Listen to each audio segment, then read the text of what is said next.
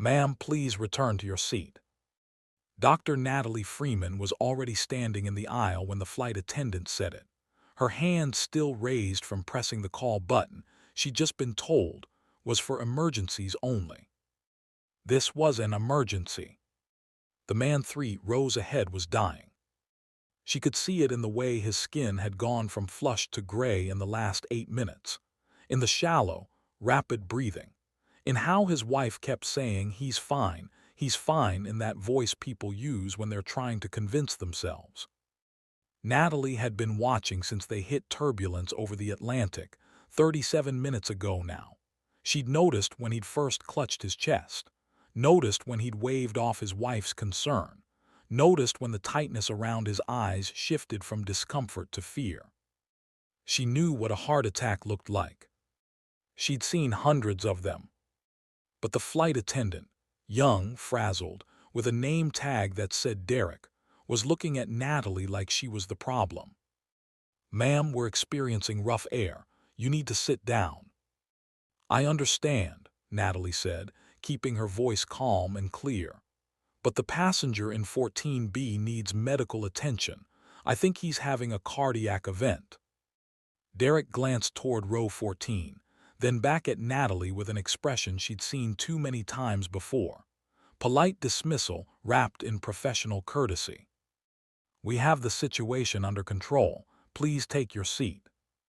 "You don't have the situation under control," Natalie said quietly. "He needs help now." "Ma'am, I'm a doctor." Derek's smile didn't change, but something flickered in his eyes. Not belief, impatience. "I appreciate your concern, but we have protocols. If you don't return to your seat, I'll need to report you to the captain." Behind her, passengers were starting to stare. Ahead of her, the man in 14B slumped against the window, his wife's voice rising in panic. And Natalie had to make a choice she'd made 1,000 times before, in 1,000 different rooms. How much of her dignity to spend proving she knew what she was talking about. Natalie had been an ER physician for 14 years. Before that, she'd done her residency at Cook County Hospital in Chicago, one of the busiest trauma centers in the country. She'd worked overnight shifts where she saw 17 patients simultaneously, triaging gunshot wounds and strokes and heart attacks with the kind of clarity that only comes from repetition. She knew what unstable looked like. She knew what about to code looked like. And the man in 14B was about to code. But Derek was still standing there, blocking the aisle, one hand hovering near his radio like he was ready to call for backup. "Ma'am, final warning." Natalie took a slow breath and made herself small, made her voice smaller. "Please," she said, "I'm not trying to cause trouble, but that man is in distress. If someone could just check on him."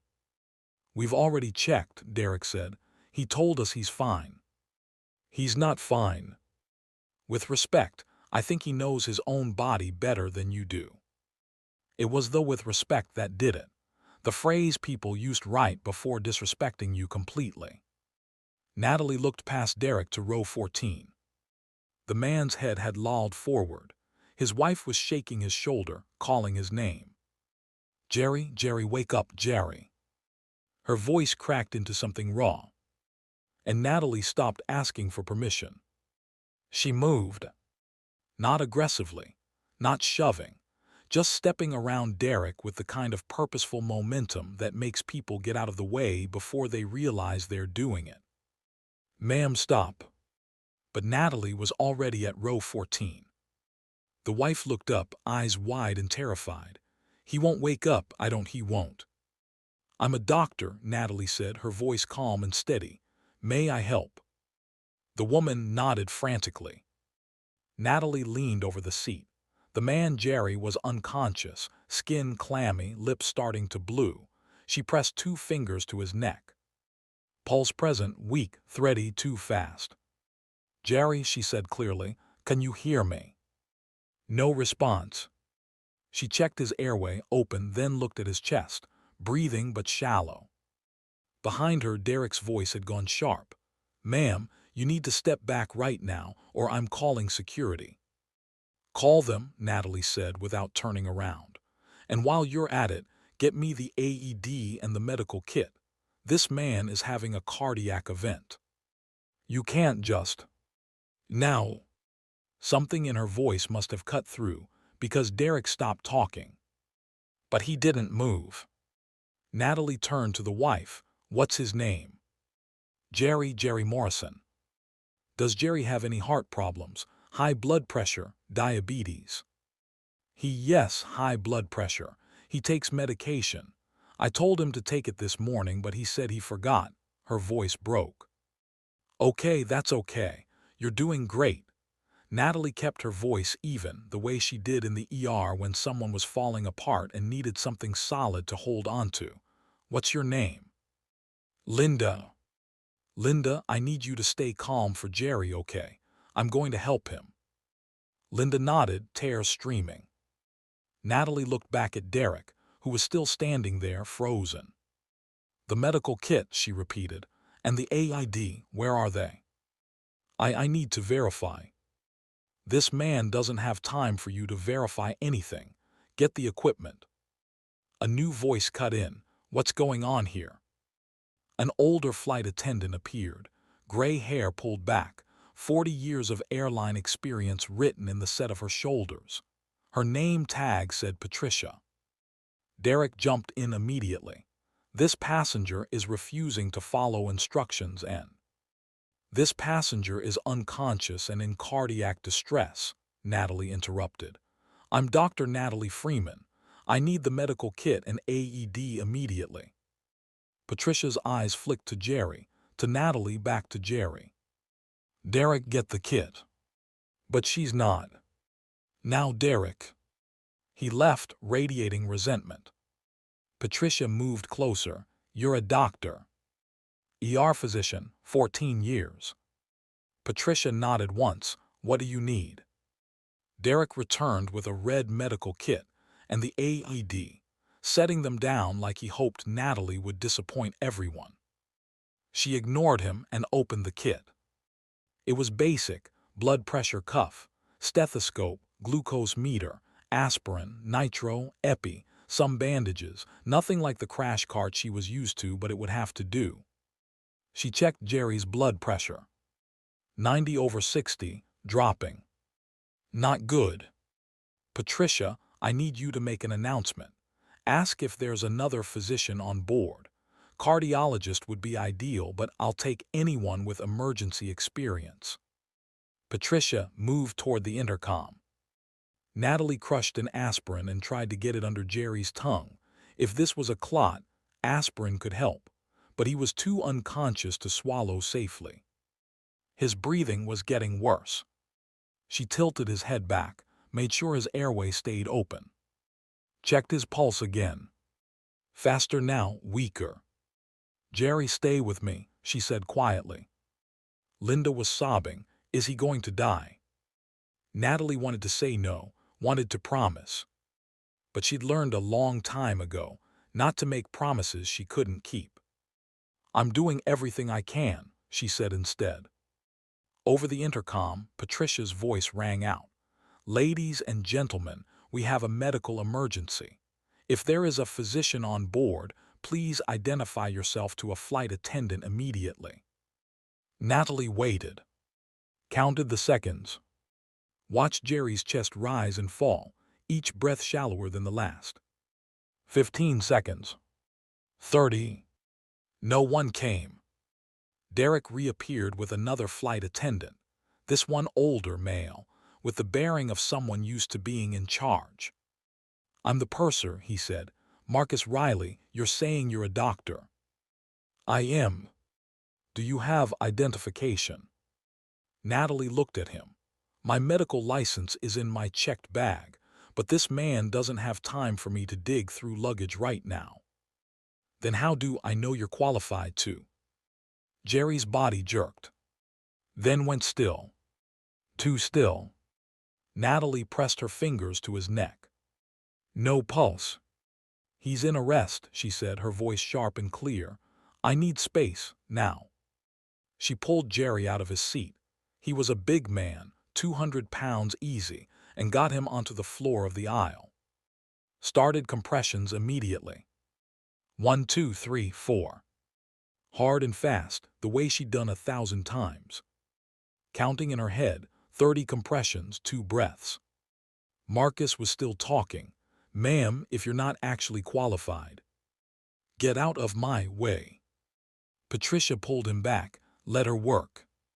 Natalie kept going. Sweat beaded on her forehead. Compressions. Breaths. Compressions. Breaths. "AAD," she said between cycles. "Turn it on." Patricia fumbled with the device, got it powered up. The automated voice started talking. "Attach pads to patient's bare chest." Natalie ripped Jerry's shirt open, buttons scattering, and Patricia placed the pads. "Analyzing rhythm, do not touch patient." Everyone froze.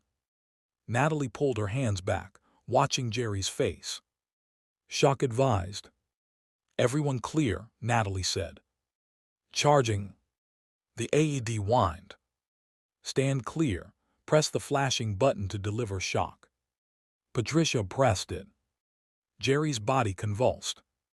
"Shock delivered. It is now safe to touch patient. Continue CPR." Natalie was already back on his chest. Compressions. Breaths. Compressions. "Come on, Jerry," she whispered. "Come on." 2 minutes of CPR. The longest 2 minutes of Natalie's life, even though she'd done this dozens of times.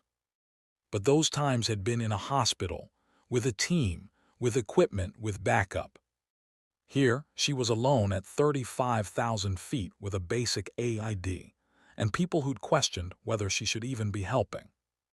Analyzing rhythm. She pulled back again. Waited. No shock advised. Natalie checked for a pulse. There. Faint but there. Jerry gasped, a horrible rattling sound, and his eyes fluttered. "Jerry," Natalie said. "Jerry, can you hear me?" Another gasp, his hand moved slightly. "That's it, you're okay, just breathe." Linda dropped to her knees beside him, sobbing. Oh, God, Jerry." "He's back," Natalie said, "but he's not stable, we need to land." She looked up at Marcus. "How far are we from a diversion airport?" Marcus looked rattled. "I'll check with the captain." "Do it now. This man needs a cardiac catheterization lab within the hour, or he's not going to make it." Marcus disappeared toward the cockpit. Natalie kept monitoring Jerry, pulse still present, breathing on his own, but his color was bad and his heart rhythm was all over the place. She needed IV access, needed to get fluids in him, needed medication she didn't have. She looked at Patricia. "Is there any oxygen on board?" "Portable tanks, I'll get one." Derek was still standing there, looking pale. Natalie ignored him. She had more important things to worry about. 10 minutes later, the captain's voice came over the intercom. "Ladies and gentlemen, this is Captain Andrews. We're diverting to Reykjavik due to a medical emergency. We'll be on the ground in approximately 40 minutes. Please remain seated with your seatbelts fastened." 40 minutes. Natalie could keep Jerry alive for 40 minutes. Probably. Patricia returned with oxygen, and Natalie got the mask on Jerry's face. His oxygen saturation was still low, but it was better than nothing. Marcus reappeared, and this time his whole demeanor had changed. "The captain wants to speak with you." "I can't leave the patient." "He's asking about your credentials. He needs to include them in the emergency report for the diversion." Natalie looked up, exhausted and frustrated. "My name is Dr. Natalie Freeman. I'm a board-certified emergency medicine physician. I work at Mercy Hospital in Philadelphia. My medical license number is MD 427819. Is that sufficient?" Marcus's face went red. "I'll relay that to the captain." He left. Derek, who'd been hovering uselessly, suddenly spoke up. You're actually a doctor. Natalie didn't look at him. Yes. I thought you were just, I mean you didn't. Didn't what? Natalie kept her eyes on Jerry's vital signs, her voice flat. Didn't look like what you expected. Silence. Then quietly, I'm sorry. Natalie didn't respond. She was too busy keeping a man alive. The 40 minutes felt like 4 hours. Jerry drifted in and out of consciousness. His blood pressure kept dropping. Twice more, Natalie thought she was going to lose him. But she didn't. She talked to him, talked to Linda, kept her hands steady and her voice calm even though her own heart was racing. When the plane finally touched down in Reykjavik, Natalie had never been so relieved to feel landing gear hit tarmac. The plane taxied directly to a waiting ambulance. Paramedics boarded within seconds, efficient, professional, speaking English with Icelandic accents. What do we have? The lead paramedic asked. Jerry Morrison, 67, hypertensive, had a cardiac arrest in flight approximately 52 minutes ago. Received 1 shock from AED and about 4 minutes of CPR. Return of spontaneous circulation. He's been stable but weak since. BP is 95/62, heart rate 118, respirations 22, O2 sat 91% on supplemental oxygen. The paramedic looked at her with new respect. You're a doctor. ER physician. Good work, we'll take it from here. They transferred Jerry to a stretcher, got him onto advanced monitoring, started an IV. Linda followed them off the plane, clutching Natalie's hand. Thank you so much. He's not out of the woods yet, Natalie said gently, but he's got a fighting chance. Because of you. Natalie squeezed her hand. Go be with him. Linda left, and Natalie stood there in the aisle, suddenly aware that every single person on the plane was staring at her. Patricia appeared with a bottle of water and a packet of tissues. You should sit down, she said quietly. Natalie's legs were shaking. She hadn't noticed until now. She sat. Patricia sat across from her. That was remarkable. It was my job. Not on a plane, it wasn't. You didn't have to help. Natalie took a long drink of water. Yes, I did. Patricia studied her. Derek should have listened to you. Yes, he should have. I'm going to make sure that's in the incident report. Natalie looked up surprised. Patricia's expression was serious. You tried to alert us multiple times. You identified yourself as a physician and you were dismissed. She paused.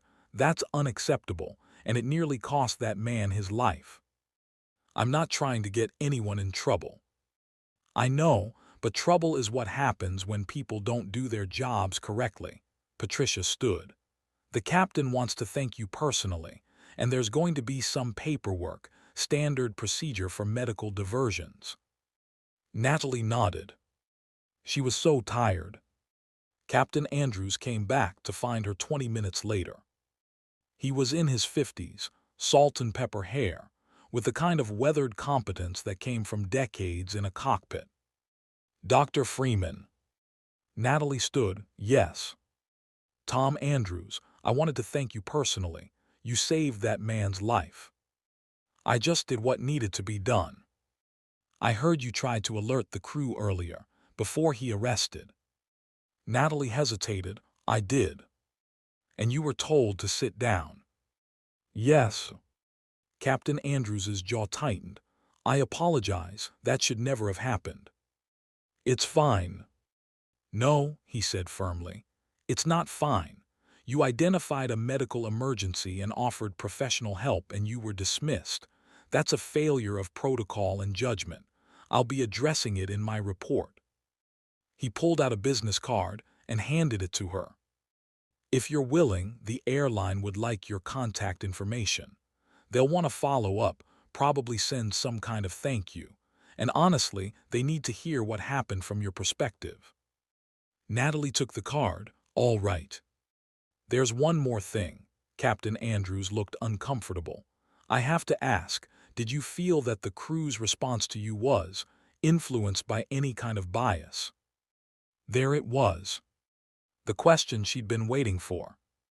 Natalie could have said no, could have smoothed it over, made it easy. But she was tired of making things easy. Yes, she said quietly, I do.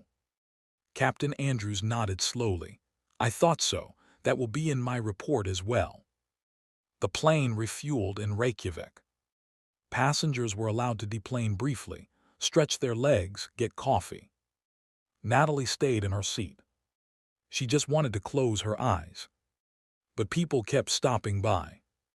A businessman from first class who said he'd watched the whole thing and she was a hero. An elderly woman who said her husband had died of a heart attack and she was grateful Jerry had someone like Natalie there. A teenager who asked if she could take a picture with her. Natalie said no to the picture gently, but accepted the thanks. When they finally reboarded for the continuation to New York, Derek appeared at her row. He looked like he'd been crying. Dr. Freeman, can I talk to you for a minute? Natalie gestured to the empty seat beside her. He sat, hands twisting together. I need to apologize, really apologize, not just, I was wrong about everything. I should have listened to you. I should have taken you seriously, and I didn't, and it almost, his voice broke. That man almost died because I didn't believe you. Natalie looked at him. Saw a kid, really, mid-20s, probably hadn't been flying long. Why didn't you believe me? She asked.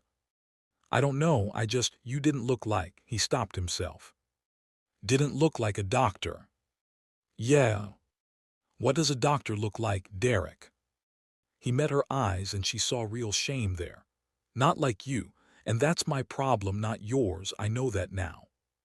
Natalie took a breath. I appreciate you saying that. But you need to understand, this wasn't just about you doubting me. It was about you choosing your assumption over someone's life. That's the part that matters. I know. Do you? Because this will happen again. Maybe not exactly like this, but you'll be in a situation where someone who doesn't fit your expectations tries to help, and you'll have to decide whether to listen. Derek nodded, tears spilling over. I'll do better, I promise. Good, Natalie said quietly, because the next time someone might not get a second chance. 3 days later, Natalie was back in Philadelphia, working a shift in the ER when her phone rang. Unknown number. She let it go to voicemail. During her break, she listened to the message. Dr. Freeman, this is Catherine Marsh from the communications department at the airline. We'd like to discuss what happened on flight 2847. Please call me back at your earliest convenience. Natalie sighed. She'd known this was coming. She called back that evening. Catherine Marsh had a smooth, professional voice. Dr. Freeman, thank you so much for calling back. First, I want to express the airline's deep gratitude for your actions on board. You saved a passenger's life under extremely difficult circumstances. Thank you. We'd like to do something to recognize your heroism. A formal commendation, perhaps a complimentary flight voucher. I don't want a voucher, Natalie said. A pause. Oh, well, we could certainly. What I want, Natalie interrupted, is to know what you're doing to make sure this doesn't happen again. Silence. Then, I'm not sure I understand. I told your crew there was a medical emergency. I identified myself as a physician, and I was dismissed. That man arrested because no one took me seriously. Natalie kept her voice level. So what I want to know is, what are you changing? We take all incidents seriously, Dr. Freeman. There will be a full review. A review isn't a change. A review is a report that goes in a file. Catherine's voice cooled slightly. I assure you, we're committed to learning from this incident. Then learn this, Natalie said. Your crew made assumptions about my credibility based on how I looked, and those assumptions nearly killed someone. If you're serious about preventing that, you need real training, not a seminar, not a video. Real, ongoing education about implicit bias and how it shows up in emergencies. That's a significant undertaking. Yes, it is, but it's also necessary. Another pause. Let me bring this to our senior leadership team, Catherine said carefully. Would you be willing to participate in a discussion about what that training might look like? Yes, Natalie said, I would. What Natalie didn't know was that someone on the flight had recorded part of the incident.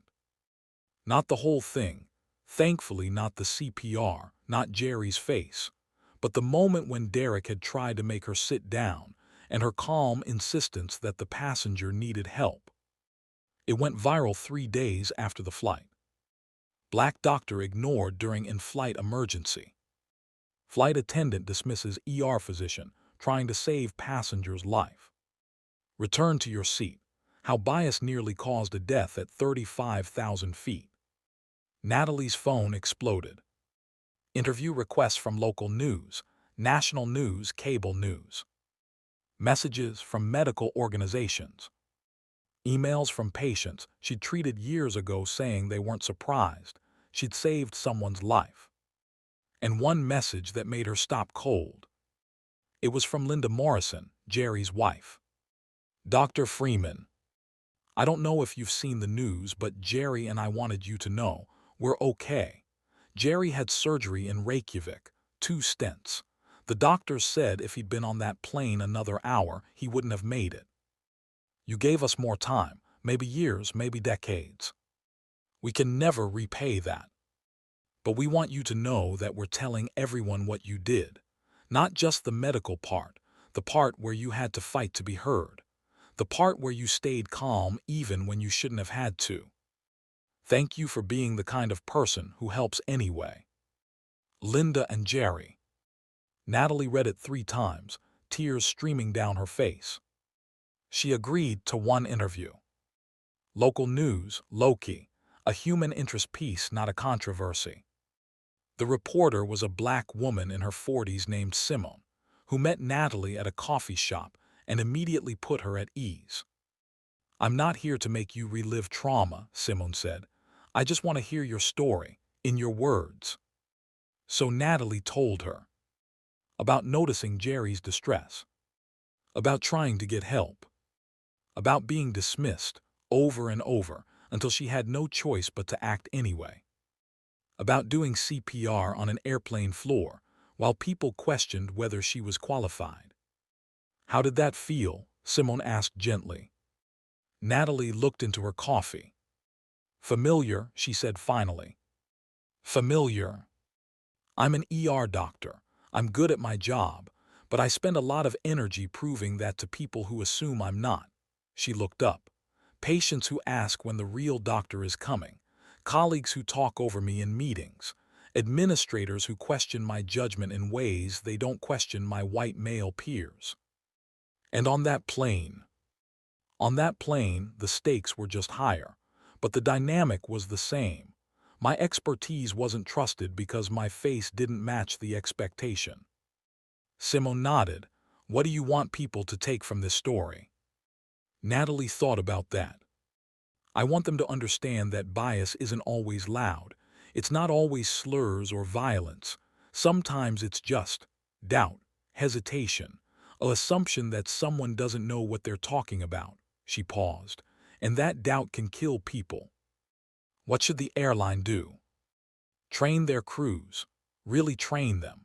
Not just on medical protocols, but on recognizing expertise even when it doesn't look like what they expected. Teach them to listen to passengers who raise concerns and create real accountability when they don't. The interview aired 2 days later. It was honest, thoughtful, respectful. And it got attention. Within a week, the airline released a statement. They were implementing new protocols. All flight attendants would receive updated training on medical emergencies, including how to quickly verify credentials from passengers offering medical assistance. They were partnering with a diversity consulting firm to develop implicit bias training specific to emergency situations. and they were creating a passenger feedback system, specifically for incidents where travelers felt their expertise or concerns were dismissed. It wasn't everything, but it was something. Natalie got a personal call from the airline's CEO. "Dr. Freeman, I want to thank you, not just for saving a life but for pushing us to be better. What happened to you was unacceptable, and I'm committed to making sure it doesn't happen again." "I appreciate that," Natalie said, "but I'll believe it when I see it sustained."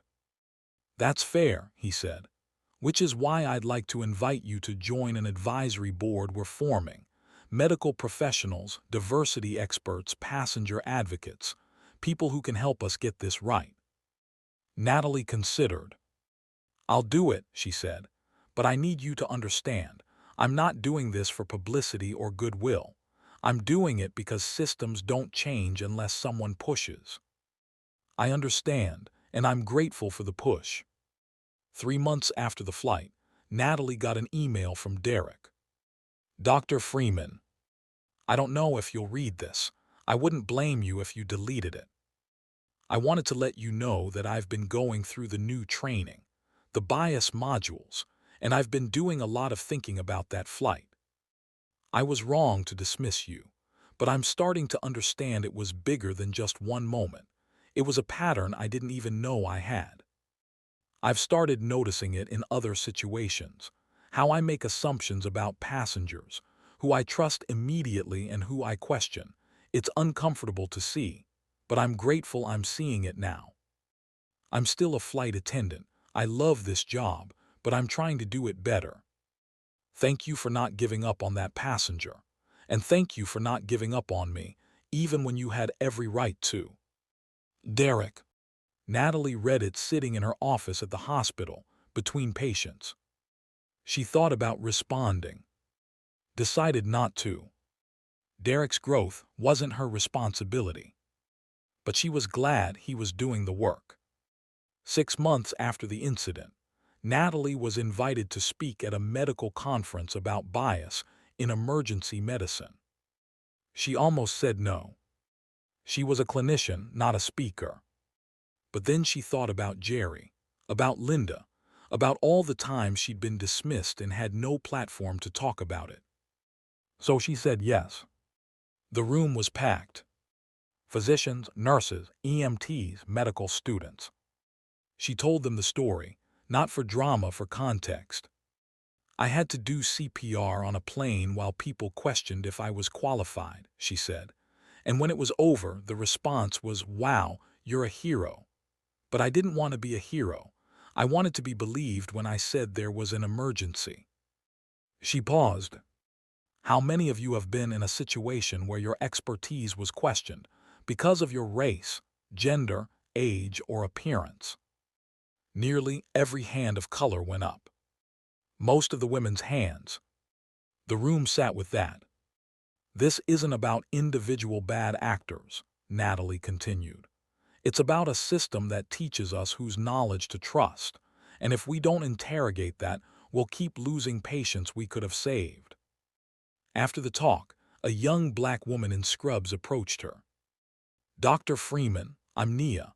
I'm a third-year resident, and I just wanted to say, thank you. I've been thinking about quitting. I'm tired of being doubted. But hearing you talk about pushing through anyway, it helped." Natalie looked at her. Saw herself 10 years ago. "Don't quit," she said. "Not because it's easy, but because patients need doctors who understand what it's like to be dismissed. You'll be able to see and hear people others miss. That matters." Nia's eyes filled. "It's just so exhausting." "I know, but you're not alone. And it's getting better slowly, but it is. Find your people, build your community, and keep going." Nia nodded. "I will." A year after the flight, Natalie got a package in the mail. It was from Jerry and Linda Morrison. Inside was a framed photo of them at their granddaughter's wedding, both smiling, both healthy. And a note. "Dr. Freeman, Jerry wanted you to see this. We got to be here because you were there. We know you didn't ask to be a hero, but you're ours anyway. With love and gratitude, Jerry and Linda. Natalie put the photo on her desk at work, next to her medical license, next to the photo of her grandmother, who'd been a nurse when black women weren't allowed to treat white patients, next to the reminder of why she'd chosen this profession in the first place. Not for glory, for the moments when competence and compassion meet crisis and make a difference. 18 months after the incident, the airline's new protocols were in full effect. Natalie attended one of the training sessions as an observer. She watched as flight attendants practiced scenarios, learned how to quickly verify medical credentials, discuss their own biases and assumptions. One attendant, an older white man, raised his hand during discussion. "I've been flying for 20 years, and I'm realizing I've probably dismissed people who were trying to help because they didn't look like I expected. How do I fix that?" The trainer, a black woman named Dr. Sonia Reed, nodded. "You start by noticing, by questioning your assumptions before you act on them, by remembering that expertise doesn't have a single face." She paused. "And when you mess up, because you will, you apologize, learn, and do better next time." After the session, Sonia found Natalie. "What did you think?" "I think it's a start," Natalie said. "A real start." "That's because of you. You know that, right?" Natalie shook her head. "It's because Jerry Morrison had a heart attack at 35,000 feet. I just responded." "No," Sonia said firmly. "Lots of people respond in the moment. You pushed for systemic change. That's different, that's bigger." 2 years after the flight, Natalie was on another plane. Different airline, different route. But mid-flight, a call came over the intercom. "If there is a medical professional on board, please press your call button." Natalie pressed it immediately. The flight attendant came over, a young woman, Latina, with kind eyes. "Are you a medical professional?" "Yes, ER physician." The attendant's face flooded with relief. "Thank God, we have a passenger having difficulty breathing. Could you take a look?" "Of course." No hesitation, no doubt, no demand for credentials. Just trust. Natalie grabbed her personal medical kit. She carried one now always, and followed the attendant. The passenger was a teenage boy, clearly in respiratory distress, lips tinged blue. His mother was panicking. "He has asthma, but his inhaler isn't working." Natalie listened to his lungs. Severe bronchospasm, probably a full-blown asthma attack. "I need the medical kit," she told the attendant, "and oxygen if you have it." "Right away, doctor." Within minutes, Natalie had the boy stabilized, oxygen running, breathing treatment from the plane's emergency supply. The flight attendant stayed close, helping, trusting Natalie's every instruction. When the boy's breathing eased, his mother grabbed Natalie's hand. Thank you so much." "He's going to be fine," Natalie assured her, "but he should see a doctor when we land." After things settled, the flight attendant came back. "Dr. Freeman, I saw your name on the credit card you showed me. Are you the Dr. Freeman from the viral video?" Natalie tensed. "Yes." The attendant's eyes filled. "You're the reason we have new training, the reason we're taught to listen. Thank you. You changed things for all of us." Natalie felt something release in her chest. "You're welcome," she said. And she meant it. 3 years after Flight 2847, Natalie was asked to write an op-ed for a major medical journal. The topic, "When Competence Isn't Enough, Confronting Bias in Emergency Medicine." She wrote it late at night, after a long shift, with the clarity that only comes from experience. "I have been a physician for 17 years. I have saved lives in trauma bays and ERs, and once, memorably, on an airplane. But before I could save that life, I had to convince people I was capable of saving it. This is the invisible tax of practicing medicine while black, while female, while anything other than what people expect expertise to look like." We spend energy proving ourselves before we can spend energy helping patients. The solution isn't just individual awareness. It's systemic change, training that lasts, accountability that matters, structures that don't require marginalized professionals to be extraordinary just to be believed. I was lucky. I had the credentials, the experience, and the confidence to push back when I was dismissed. But how many others don't? How many patients suffer because someone's expertise was doubted? We can do better. We must do better. Lives depend on it. The piece was republished in dozens of outlets, used in medical schools, cited in bias training programs, and Natalie received hundreds of messages from physicians, nurses, and other healthcare workers saying, "This is my story too." She answered as many as she could, offered mentorship, offered solidarity, offered the reminder that they weren't alone. 5 years after the flight, Natalie was invited to give a TED Talk. She stood on the red circle and told the story one more time. But she ended it differently. People ask me if I regret helping that day, if it was worth the scrutiny, the viral attention, the exhaustion of becoming a public figure when all I wanted was to be a doctor. She paused, and the answer is yes, because Jerry Morrison is alive, because flight crews are trained differently, because medical students tell me they're staying in the field because they saw that even when it's hard, it matters. She looked out at the audience. But I also want to be clear. I shouldn't have had to fight to be believed. My competence should have been enough. My word should have been enough.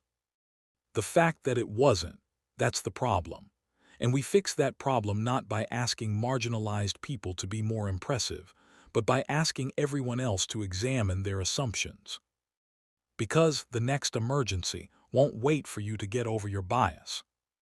And the next expert you dismiss might be the only one who can help. The applause was thunderous. But what stayed with Natalie was what came after. The conversations, the emails, the young doctors who said they were pushing for change in their own hospitals because she'd shown them it was possible. That was the legacy she wanted. Not heroism. Change. 6 years after the flight, Natalie got an email from Linda Morrison. "Dr. Freeman, Jerry and I are going to be in Philadelphia next month. We'd love to take you to dinner if you're available. No pressure, we know you're busy, but it would mean the world to us." Natalie almost said no. She didn't need thanks, didn't need closure. But something made her say yes. They met at a quiet Italian restaurant. Jerry looked good, healthy, a little grayer but strong. He stood when she arrived and pulled her into a hug. "Dr. Freeman, I can't tell you how good it is to see you." "You too, Jerry, you look well." "I am well, thanks to you."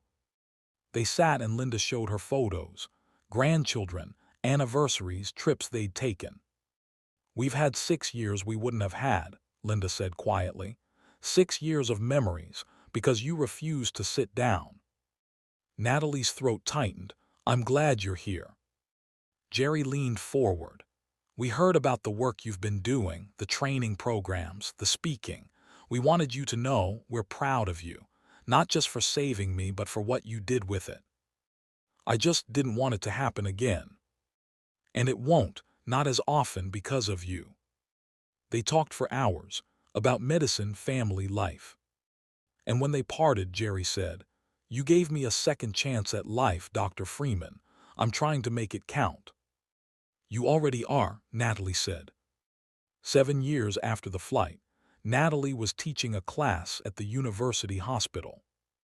Medical students, eager, nervous, diverse in ways her own class hadn't been. She was walking them through emergency triage protocols when a young black woman raised her hand. "Dr. Freeman, what do you do when a patient doesn't believe you're their doctor?" The room went quiet. Natalie looked at her. "What's your name?" "Jasmine." "Jasmine, that's going to happen more than once, and you have choices." She set down her notes. You can escalate, get a supervisor to confirm your credentials. That works, but it's exhausting. She paused. Or you can do your job so well they have to believe you anyway. Document everything. Communicate clearly, be unimpeachable. And when they realize you were right, don't gloat, just move on. But what if they don't realize? Jasmine asked. What if they just keep doubting?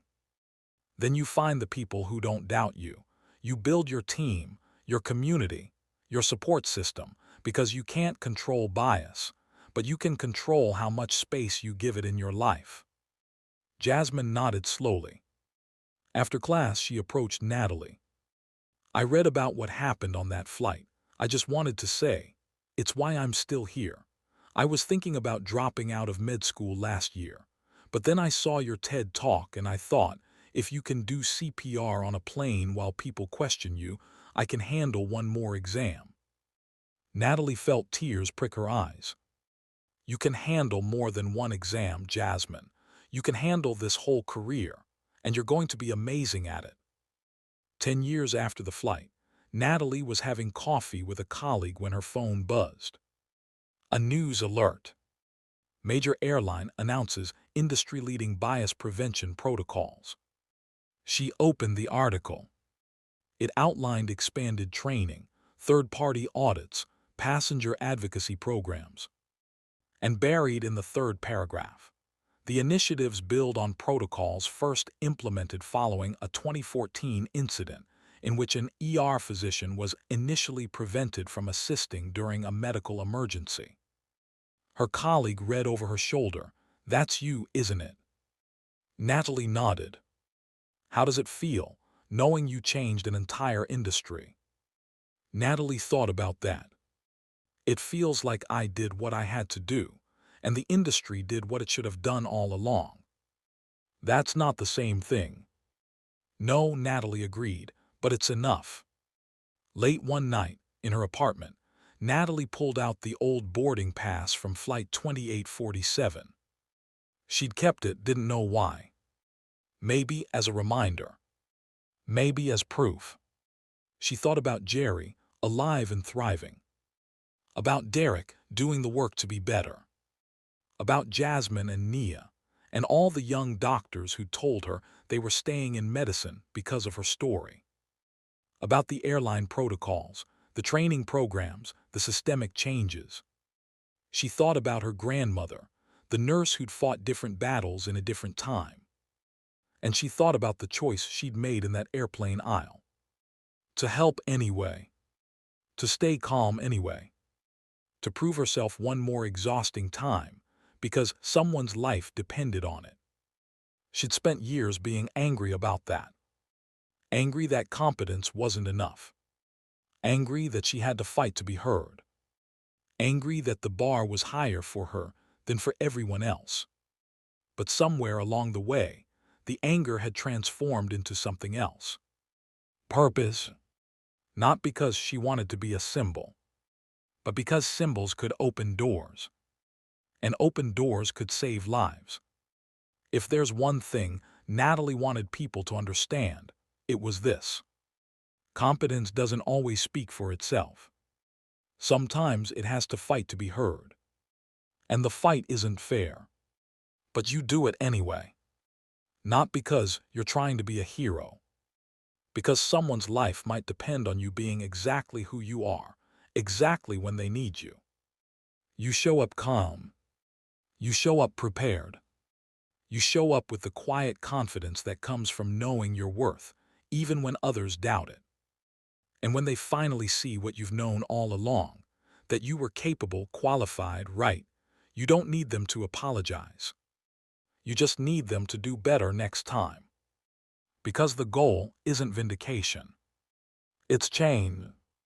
The kind of change that means the next black woman on a plane won't have to fight to save a life. She'll just be believed when she says there's an emergency. That's the world Natalie was building. One flight at a time. One training session at a time. One young doctor at a time. Not with anger. With persistence. Not with confrontation. With competence.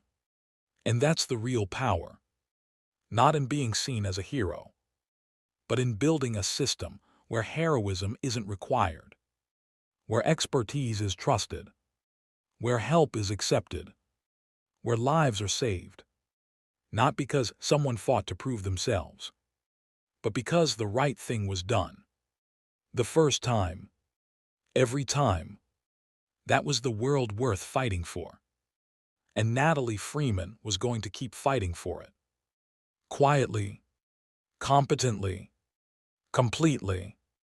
10 years after Flight 2847, Natalie received one more letter. It was from a flight attendant she'd never met.